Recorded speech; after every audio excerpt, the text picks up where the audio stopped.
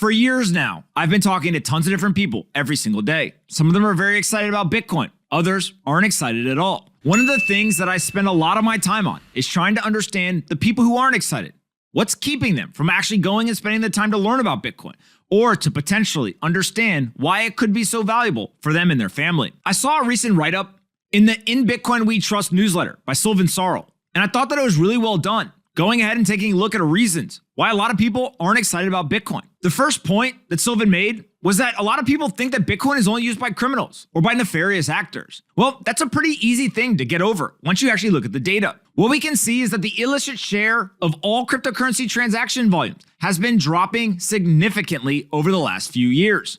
According to Chainalysis, less than 0.2% of all transactions in 2021 were due to illicit activities. There's also a report from the former CIA director where he states that his estimation is less than 0.5% of all transactions are actually related to illicit activities. Regardless of what the exact stat is, it's very obvious that criminals choose to use the dollar and other fiat currencies way more than they use Bitcoin or cryptocurrencies. That's because they don't want to be using an asset where there's a public ledger that their transactions are coded into forever. That anyone in the world, including law enforcement, can go back and analyze that for years to come. Next, we can go ahead and take a look at something like Bitcoin's volatility, which is another reason why many people are scared of the digital currency. That volatility in most people's minds is talking about the relationship between Bitcoin and the US dollar exchange price.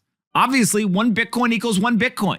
But if you want to actually take your Bitcoin and spend it for goods or services, or you want to exchange it for dollars, there is volatility. We have this quote right here from Noel Atchison from Genesis Global, in which he states, Bitcoin is a volatile asset, and in times of uncertainty, harnessing that volatility, which is usually a feature, not a bug, is difficult enough to dissuade even the most experienced volatility traders. This is especially acute in the current market environment, given that the uncertainty is driven largely by the war in Europe, and it is hard to predict outcomes when we do not know if the news emerging from the conflict zone is trustworthy. And so ultimately what we're watching is certain people like volatility, and others don't. If you have a long time horizon, the volatility ends up working in your favor. It's a fixed supply asset, and as demand increases, the price goes up. But if you're a short-term optimized person or a trader, that volatility can definitely go against you. So understanding who you are, what your goals are, and what you're optimizing for end up being really important when you're looking at Bitcoin. Then if we take a look at a third criteria as to people wanting to evaluate Bitcoin, there's this idea of lost or stolen funds. And they're worried that if they actually hold Bitcoin, somebody will just take it from them. Well, that's not necessarily true because there are tons of different services and exchanges where you can purchase and store Bitcoin. You can go ahead and use those services to either buy the Bitcoin and take it off of the exchange. This idea of not your keys, not your coin. You can't exactly do that at size and scale in the legacy financial system. But you also have to have great hygiene when it comes to security. You have to remember your seed phrase, the equivalent of a password. And you also have to make sure that you follow best practices. You don't tell people how much Bitcoin you have. You don't reuse addresses. You don't use public block explorers. And the many other things that people have identified that drastically reduce the privacy and security of you as a Bitcoin user. Anyone can steal anything from anyone on the internet. Someone can steal money from you. They can steal your data and your information.